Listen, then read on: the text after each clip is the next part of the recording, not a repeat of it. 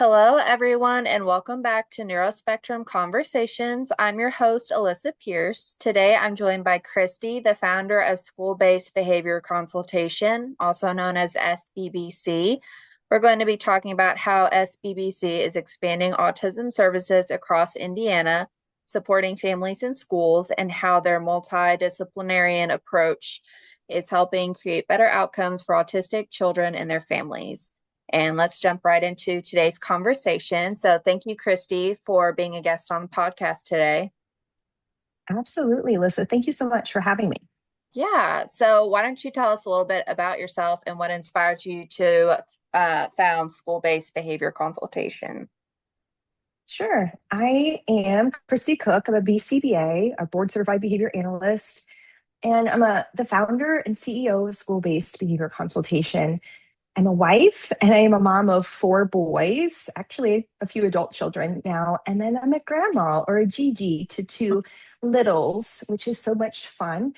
My work in general has always been rooted in the belief that just seeing the person, valuing the person beneath maybe the behavior is foundational. So, and I think it ties back a little bit to my own story. I think a lot of us in the field in various fields do what we do because there's been some life experiences or we've had some events or things that have happened that kind of shaped us that maybe direct us or steer us in a path. And so I relate to that. I think many my story, why it matters so much to you. I guess I can take a quick peek back, but in the 90s, I definitely was more in the grungy, kind of outsider, rebellious kind of kiddo. I was very academically strong, but just struggled in Mm-hmm.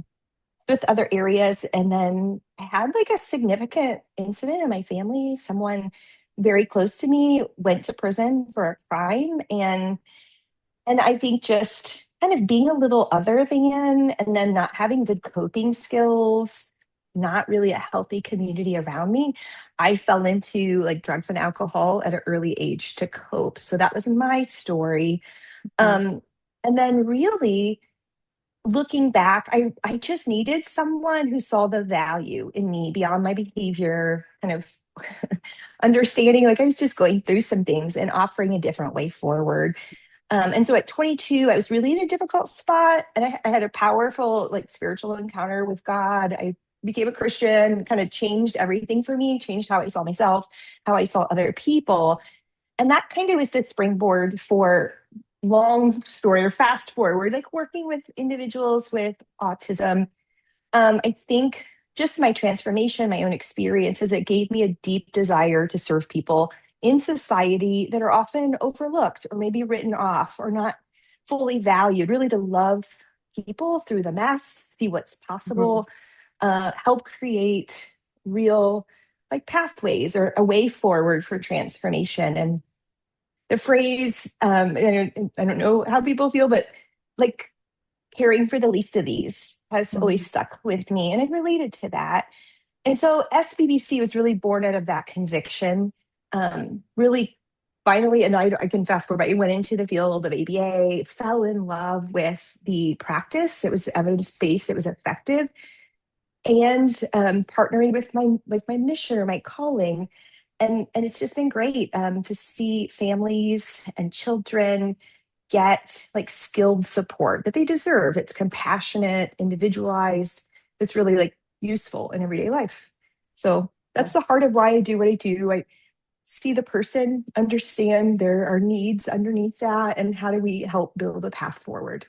Yeah, that's really awesome that you took such a personal time in your life and you felt convicted to work with a population that a lot of people typically are not comfortable with working around. Mhm. I know that we've only been on this journey with our son for about 3 years now, and I have a very close personal relationship with autism with some family members, and then I also have professional experience with kids with autism. So I've been in this field for a very long time, but it's always nice to talk to people who are passionate about this and who really Mhm, care about this population, because I believe that everyone deserves the same quality of care and compassion mhm, and kindness.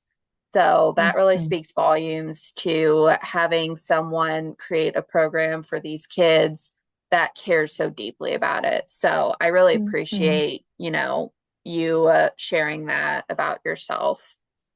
Thank you so much. Yeah, I appreciate you saying that. It is for me like a calling, and I didn't plan this. I didn't, this isn't my 5-year plan necessarily to grow a company. And Mhm. it was really just one connection at a time and little by little. Um, yeah. And so I can tell a little bit about our organization. We are in Indiana. Where are you located, Alyssa? I'm actually located in Illinois, but we're going to be moving to Indiana. So I cater to the Mm-hmm. tri-state area from my Facebook support group, Tri-State Neurodivergent Families. Awesome. Oh, yeah. So we're in Indiana. I wasn't sure. I thought you were in either Illinois or Indiana, but Yeah. we're BHCOE accredited. We've been accredited for since 2023, and we just really have a wide range of services. I mean, we do ABA therapy, but we do occupational therapy, speech. We do like offer caregiver training a lot with schools. Obviously, it's in our name, but we work directly with schools at times, and then we also just consult. So sometimes we are in contracts with schools. We go in and actually help. We do trainings.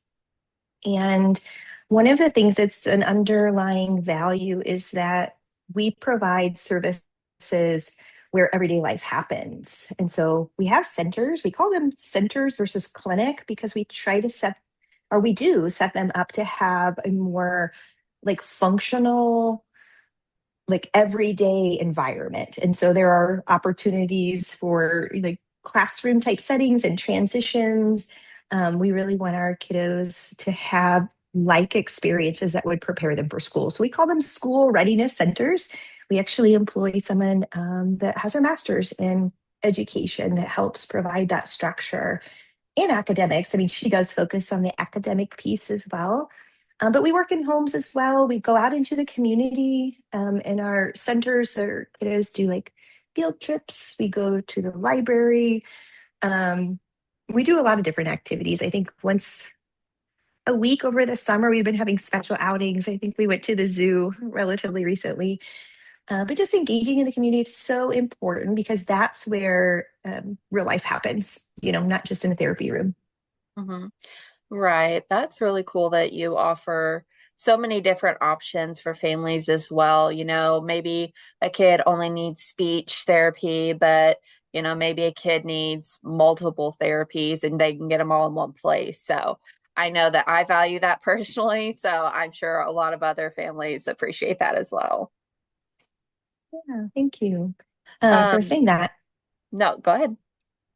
Well, I think that came from my experience working in schools, and that's how SBBC was originally founded. I myself was working in a school district, and one thing led to another. It's a kind of a long story. I don't want to get into all of it, but I saw the value of that multidisciplinary approach. And so, educators working alongside speech language pathologists and occupational therapists and social workers, and then I was a behavior analyst, and um, it really is amazing when you can come together around that shared goal, different methodologies, different expertise, but to come around the shared goal of helping that kiddo. And our motto, our mission is just to help students reach new heights. And I think the outcomes are so much better when we can partner with all of those multidisciplinary approaches and parents leading the way.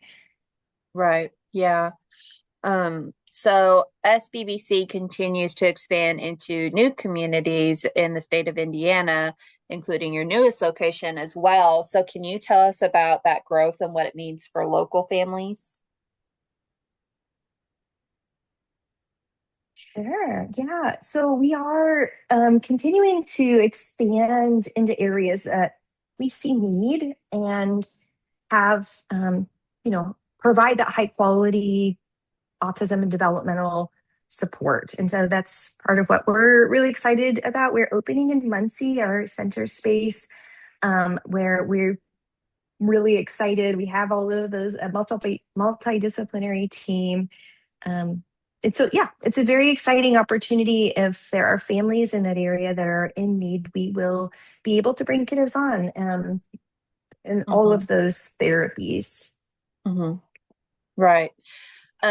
So with that, autism diagnoses are continuing to rise each year.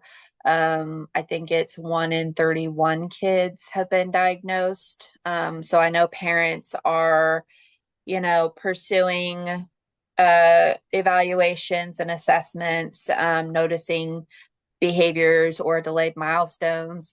So, how has SBBC adapted to meet the growing demand for autism related services across Indiana? Yeah, that's a great question. There are several things that we've done, and largely it's kind of adapting to the ever changing climate too. It's an interesting time for ABA right now. Mm-hmm. We are decades old, a well researched field, and a lot of different changes have happened. So we recognize the needs are there. The needs are great for families, and we're adapting, like I said, our approach to provide. I think in the last year we added speech, and we've had OT for a few years now, recognizing that, like you said, not every family and kiddo needs ABA, but they might need Mm-hmm. speech therapy, or maybe the OT is going to be, occupational therapy is going to be really effective. And so I Mm-hmm. think diversifying our needs and then our partnerships with school as well, Mm-hmm. because Indiana, especially Indiana Medicaid, has really had some pretty dynamic changes recently with Mm-hmm. access to care and what is allowable. For Mm-hmm. example, they implemented April 1st a 4,000 hour limit Mm-hmm. to ABA therapy in the state of Indiana.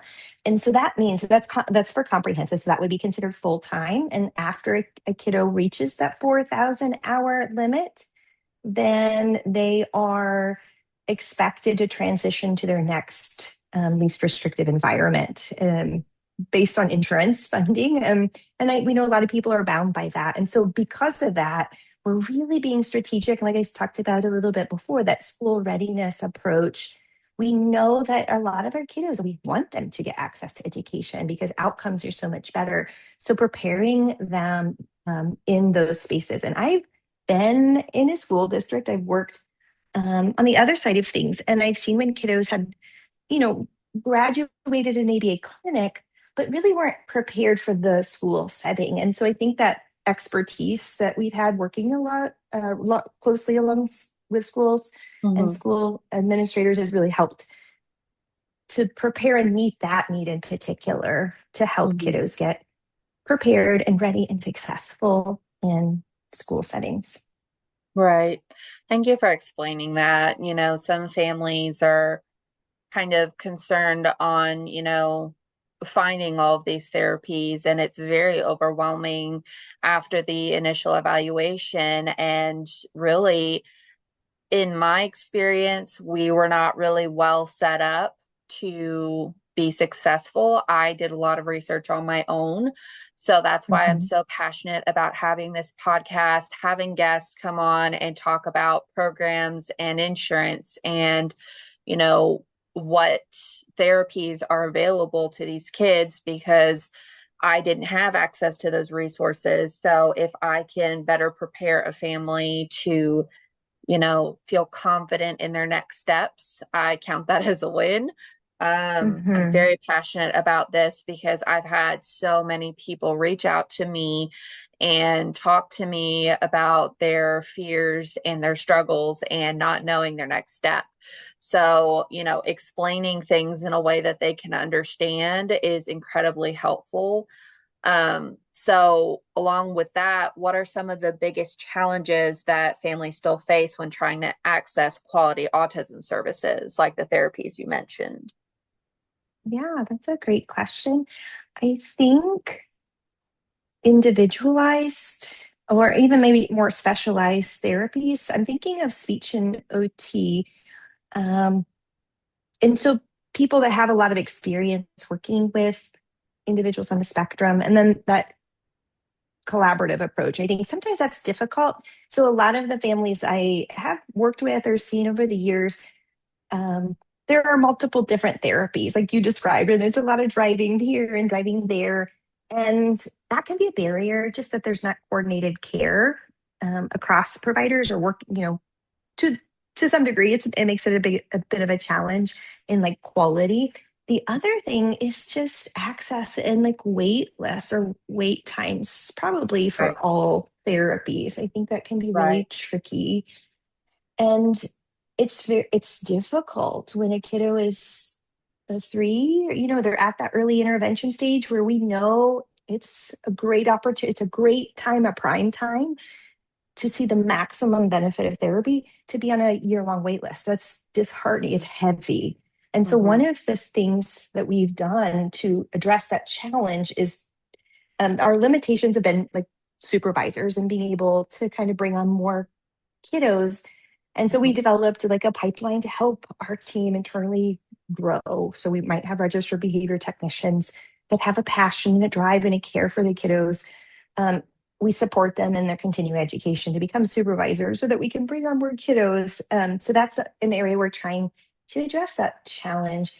I would Yeah. say quality in general sometimes is tricky, and just making sure, if you do find a place and they do have openings and you get your kiddo in there, just feeling confident that that is a place that would provide that quality care. I think parents, one of the things that we do is we have an open door policy, and we do parent orientation. A lot of things are centered around parents. So at any time, um, parents can come on site and spend time with their kiddo in therapy. I would highly encourage that for families if they're concerned at all, and just like, what is the quality of care my kid is getting, to find places that have that type of policy, um, and just being, ensuring that they feel connected and part of the team.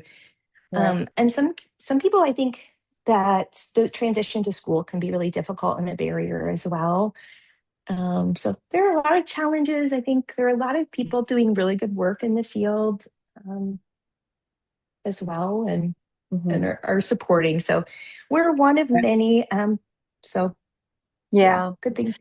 Yeah, that it's hard to pinpoint exactly, just one thing that would be like the top, because I know most of the time, I would say probably 90% of the time, it's usually waitlist issues. The other 10%, I would probably say insurance. Yeah. That's a Mhm. very frustrating, confusing, daunting task that parents have to constantly struggle with their child. I've filled out so many forms for him and fought insurance for so many things for him Mhm. that he absolutely needs. It's very crucial for him because he's at a good age. He's only 4, but he's at a really good age for being very successful in therapy, and hopefully he'll be ready for school with all of the extra support that he's getting. Mhm.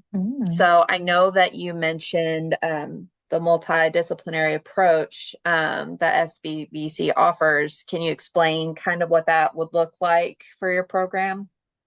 Sure. We really provide 4 separate services under our umbrella, under one roof. And so ABA therapy, I think a lot of people on the spectrum, people, their parents of kiddos on the spectrum, kind of understand what that is. Mhm. Um, and then we have occupational therapy, speech therapy, and then specific school readiness. And the way that would work, like just a snapshot of a kiddo that we might be serving, they have 25 hours of ABA therapy per week authorized. And then we might have the BCBA or the supervisor for their ABA services coordinating care with our speech language pathologist, who might work with them for an hour or so each week. And the things that our speech language pathologist is recommending, the strategies, the interventions, are discussed across providers. We're in the same building. We chat, we talk about it. And so we even have those coordinated like meetings to talk Mhm. about, and then we provide training for behavior technicians. So what that speech language pathologist recommended in that, that session, maybe 1 or 2 sessions a week, is then transferred to the registered behavior technicians who are working with them 25 hours a week. So we're also, relying on the expertise of the speech language pathologist. The same is true for occupational therapy. And Mhm. so obviously not every kiddo needs to have all three, the trifecta of therapies, but if it is a need, a lot of our kids have significant sensory needs, and Mhm. other just difficulties with everyday life skills like, you know, toileting routines. I think I listened to your podcast today and you were talking about your kiddo and being a picky eater.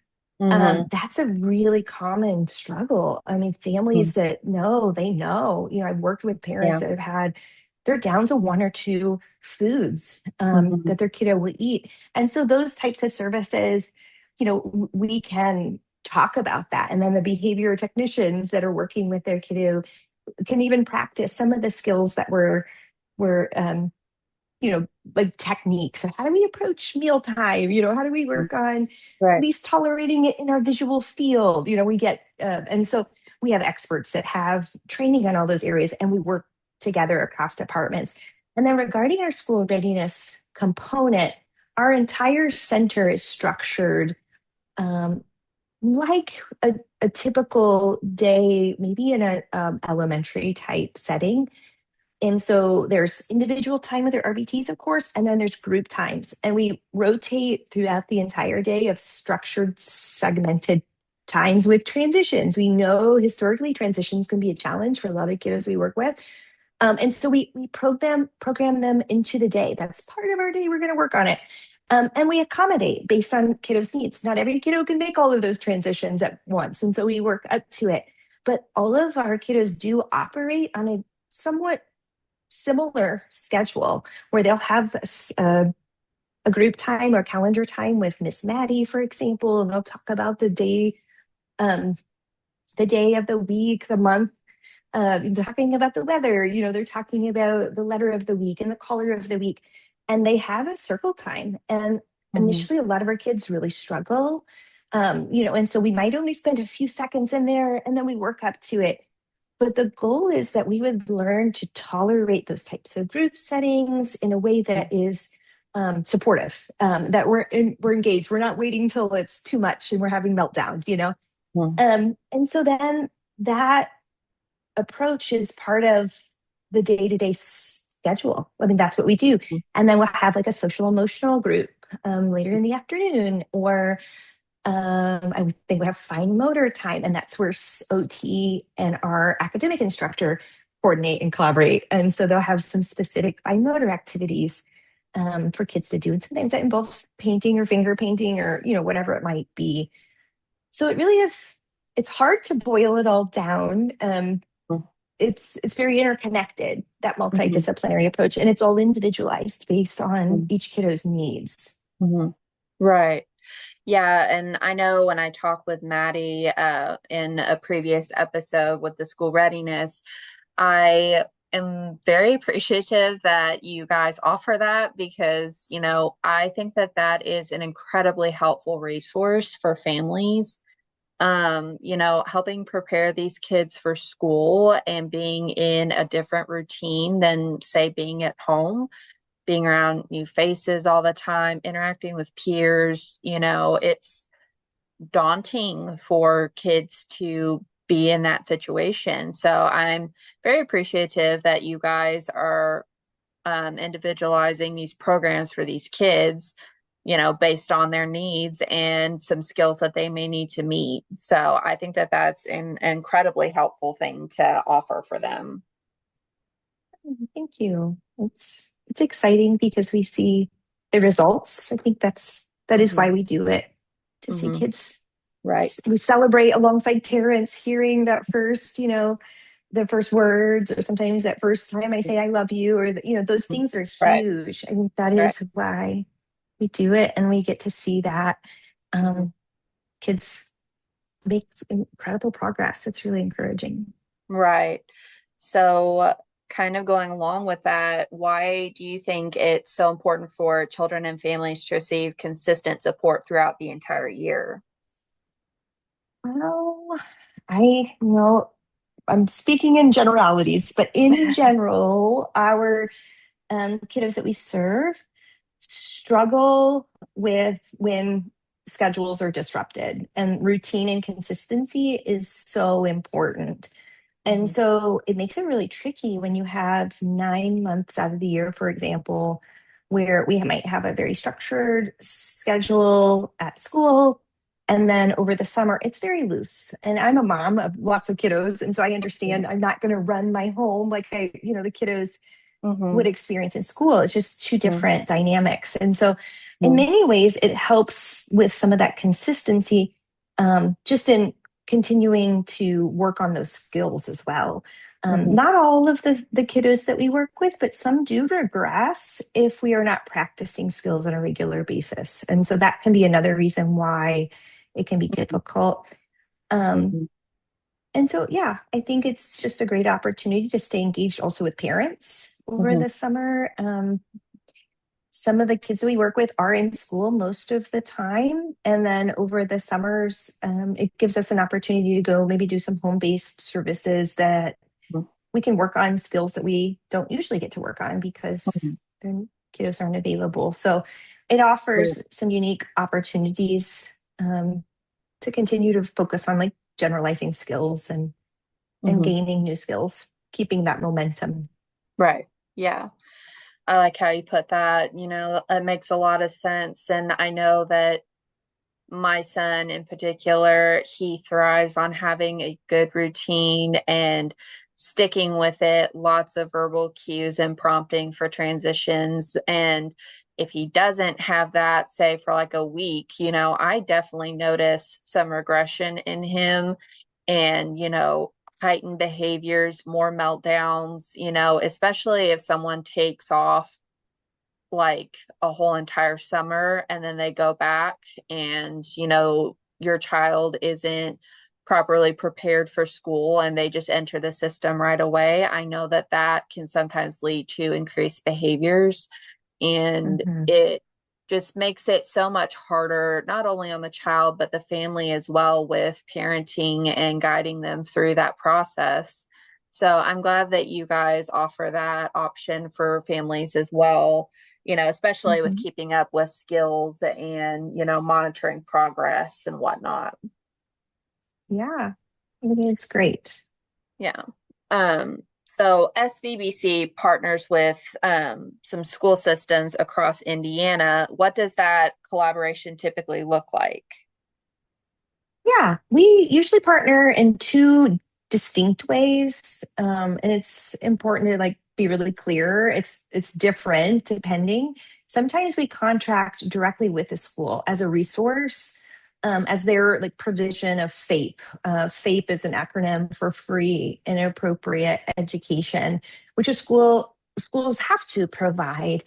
And so school districts might reach out because they have an individual that hadn't, maybe is just struggling in the school setting, and needs a little support. And so we might get that contract where we come in and we work with that kiddo individually. It could be a variety of things. Sometimes it's just conducting like a behavior assessment, functional behavior assessment. Maybe it's Mhm, developing a behavior intervention plan. Maybe it's like coming up with strategies and accommodations and supports that might help them be more successful in school. I mean, it mhm. can be a variety of things. Sometimes it's training. Tomorrow, I think I'm going to do a training for preschool with a developmental Okay, preschool. nice. So, mhm. And then the other times we might work in a school setting for part of the day or some of the day for clients and kiddos that we serve that have insurance funded services. And those are the kiddos that more typically we support. So they may get some support for a few hours in school and then some hours after school at our center or over the summers. And those services really focus on, it's less about school and access to education. It's much more about addressing common needs with kids with autism. So, what typical ABA is like. Mhm. Right. Yeah, that makes sense. So how does your team help those educators feel more confident in supporting autistic students? Yeah, that is really a great question. So our mission is really to empower not just the kids that we work with, but parents and Hmm. other key stakeholders, other caregiver types. And Hmm. so we really meet that team where they are and the same type of approach with a client we serve.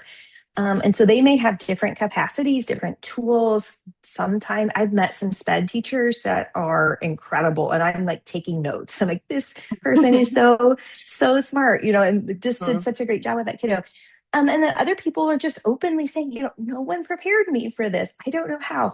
And so I think just building those relationships with the school staff, recognizing really, I have not met, I mean, in all of the years working in school, people that aren't there really for the kids at the end of the day. And so coming around those shared goals and then developing rapport. And then we provide like practical classroom ready strategies, things that they can like take and put to use. And I think that's what a lot of teachers just want. Like, give me something practical that I can actually do in a classroom setting, like not something you would do in an ABA clinic. Like that doesn't work in a classroom with 28 kids, but like give me some tools. And I think that's a big part of the way we just help educators feel confident, meet them where they are, hear them. A lot of Yeah. times they have really good ideas, and then equipping with maybe something they haven't tried, Hmm. um, and leaving room for feedback. I mean, we may come up with an idea and they try that, say that was not effective. And we're like, okay, let's go back to the drawing board. How do we Right. start over? Right. Yeah. I think that's great that, the collaboration part of it and like the creative brainstorming process of figuring out the same collective goal on how you can help these kids. I think that that is a valuable tool to have, and it's great to hear that you work so well, your team works so well with these educators to properly offer the best support to these kids too. Um, so what Mhm. impact have you seen when schools and service providers work closely together?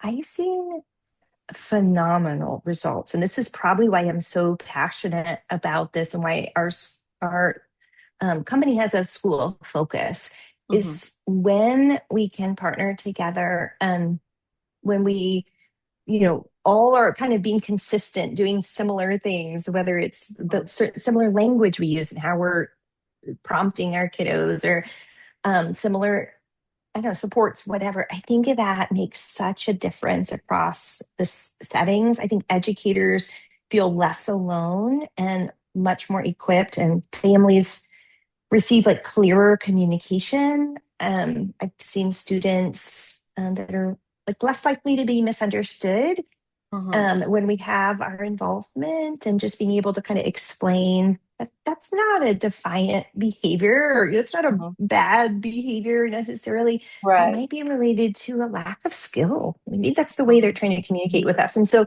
Right. that's been really great. I think biggest impacts are often like relational when we see Hmm. children just experience like success, or even Hmm. kids that develop friendships with that social skill prompting during those less structured times.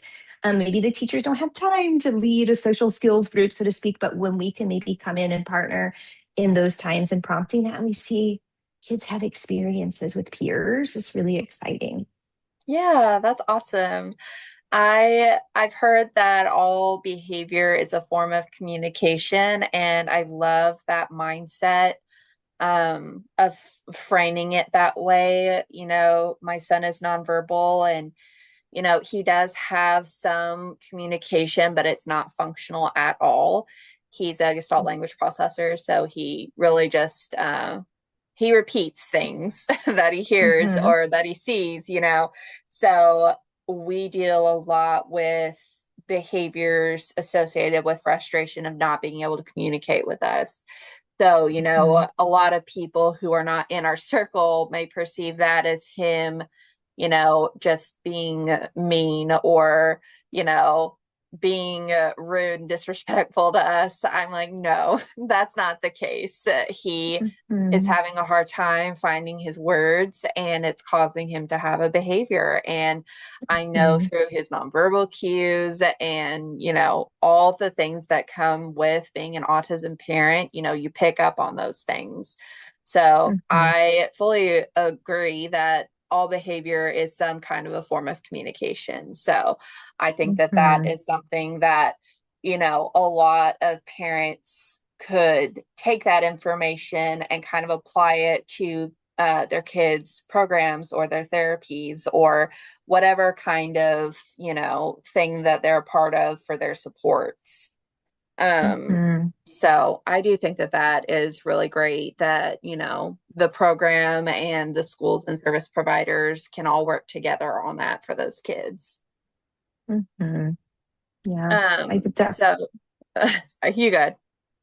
no, I just agree wholeheartedly that communication, um, behavior is a form of communication, and Mhm. everybody wants to feel successful. Like kids Right, want to, and so if there is a struggle there, it's a skill deficit, and so we teach right. how do you communicate what you want, Mhm. and that's so exciting. So anyway, I could nerd out on that all day, like talking about how to do that and why I love Yeah, doing that. But no, yeah, yeah. yeah. It's definitely a learning curve for sure because, I've worked professionally with kids in various different fields.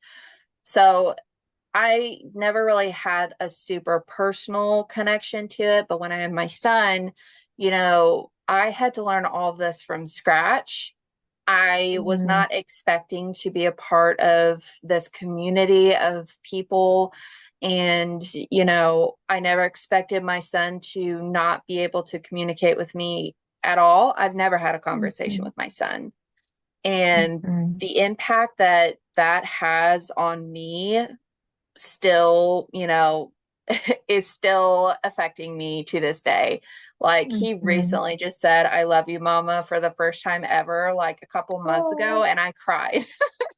that's Yeah, amazing. I cried so hard. And I'm like, I love you too. I love you so much. And, Oh.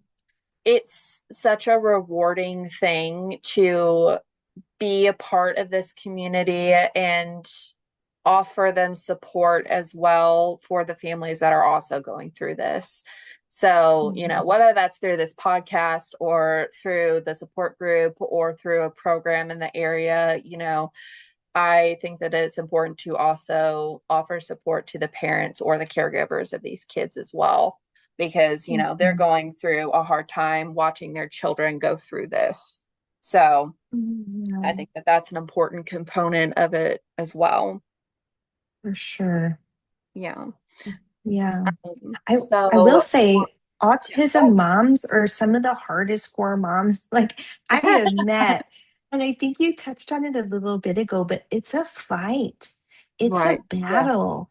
Hmm. And I don't know the extent of it, but I've walked alongside enough moms. I have such a respect and admiration for the determination and the fortitude it Right. access to care, sometimes it's access to education, fighting with Right. insurance, Right. dealing with the tantrums and the meltdowns, and the Hmm. stairs in Walmart because your kid's on the floor. Like I've been alongside moms and we did outings in Walmart to work on Hmm. skills, and I'm like, Hmm. look the other way.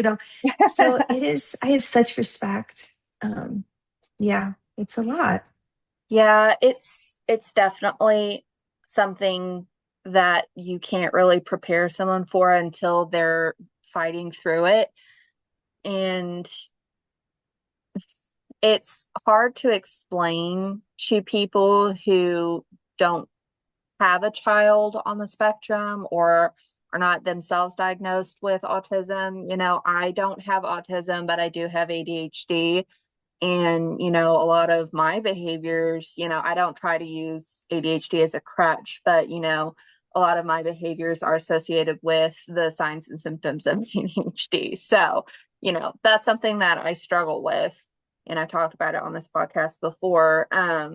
So, it doesn't have to be strictly just people with autism. Any kind of neurodivergence is a hard journey and it's hard to navigate.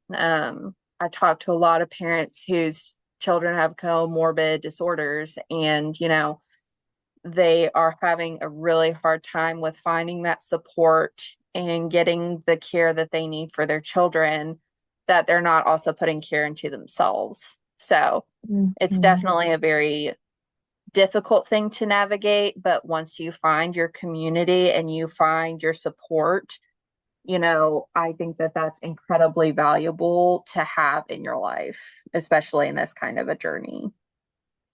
Mhm.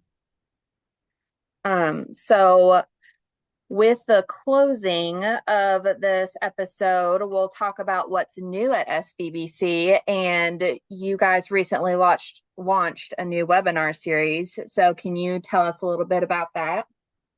Sure. Jenna Maxwell, our Director of Learning and Development, conducted a webinar on summer survival skills. It was Mhm, great. She talked a lot about some of the things we touched on, the importance of consistency across, mhm, the summer months, and then how to accommodate. There's a lot of things happening over summers for most people, whether it's outings or vacations or 4th of July fireworks or whatever it may be. Like, she gave some really valuable tips and just strategies you can try out in the community. And I think mhm, one of the things that stuck out the most is to just enjoy what is. I think is my takeaway. I don't think that was her exact language, but life mhm, is different, right? And accepting that our win or our summer might be a 15-minute, we made it to the park and then we left, we made it home. mhm, And that's hard. mhm, And there's a part of that can be grievous, can be difficult, mhm, but to learn to reframe that, to celebrate mhm, those things and enjoy those moments in what feels sometimes messy or maybe not the way we envisioned it.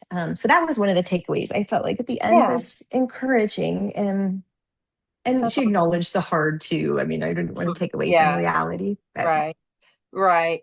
So who are these webinars designed for, and what kind of topics can attendees expect? sure. Yeah, we're going to be continuing to do quarterly webinars geared toward families, usually like caregivers, just free resources. How do we give back to like the community you described? How do we share a little bit of the passion and then the know-how? And Mhm, so, yeah, we're going to be talking about a variety of topics that we have, like a back to school framework, what that mhm, looks like in those new transitions, and meeting with the teachers and explaining just fun little things like about me sheets mhm, and kind of communicating who the kiddo is well for them. And then other ongoing like struggles, and we probably will have our OT come into. We talked about having like sensory needs and just general framework. A lot of families share that those things can be a real challenge. So we have a lot of exciting things yet coming, and we'll be posting some links if people are interested. yeah. Are there any other exciting projects or initiatives coming up that you'd like to share? Sure. Yeah, I'm most excited. Just continuing the work that we're doing. We're branching out into Kokomo, and want people to know in that area. We've not really been as present, and we're really excited to say we've got services available. There are a lot of kiddos in that area that have needs. And so we're Mhm. super excited about that. And then we're continuing to expand our school training. And so that's something I'm excited about and would love other educators to be aware of if they're interested in training on behavior and how you support not just, like you said, any kids on the spectrum, but kiddos with neurodivergence or Mhm. even trauma sometimes, Right. just different needs. How do we support them? So lots of different things that we are excited about in the next several months. That's awesome. So what are you most excited about for the future of SBBC? Um, Most of all, I mean, I think I'm really excited about building like bridges, stronger bridges across families and schools, Right. other providers, community partners. We're continuing to expand our network, getting to know people, getting to know people out in our communities. And I think that's exciting because, like, no one person or profession can really meet every need. And so that there's power in and numbers and like-mindedness. So that's what I'm excited about. I'm also really excited about lives that we can change, that can change Yeah. when families or kids finally find a team that sees their strengths, that believes and sees the abilities, and then stays with them, like supporting them through as they're building skills and yeah, and supporting families to have hope. And sometimes it's a long process to get there, but we can reach these goals. Yeah, that's awesome. I love to hear that. So in closing, where can families learn more about SBBC and connect with your team? Sure, our website's the best place to connect. And then we'll have information on webinars on the website. It's www.sbbcaba.com. And there's all kinds of information if you're looking for a position, for example. We have links for jobs. If you're a family and you just want to know more about our services, we have a free consultation request. And we have a wonderful intake coordinator within 24, 40 hours. She reaches out and schedules time to kind of talk about each family's needs, their child's needs, and if we're the right fit, or if not, referring them to another provider that might better meet their needs. So yeah, that's a great way to connect with us. Yeah, that's awesome. That's really great to hear that you'll also help them find a different option if SBBC isn't the right fit. So I appreciate that you guys offer that for these families that are interested in services as well. Absolutely. Well, Kristi, thank you so much for joining me today and for sharing your story and the incredible work that SBBC is doing to support autistic individuals, families, schools, and communities across Indiana. It was wonderful learning more about your mission and how your team continues to expand services to meet the needs of families across the state. Thank you so much for having me. It was such a pleasure, Alyssa. Yeah. So, for everyone listening, I'll be sure to include links to School-Based Behavior Consultation in the episode description on Spotify and YouTube so you can learn more about their services, upcoming webinars, and all the resources they have to offer. Thank you so much for tuning in to another episode of Neuro-Spectrum Conversations. If you enjoyed today's conversation, don't forget to follow the podcast, leave a review, and share this episode with someone who might find it helpful. Until next time, take care.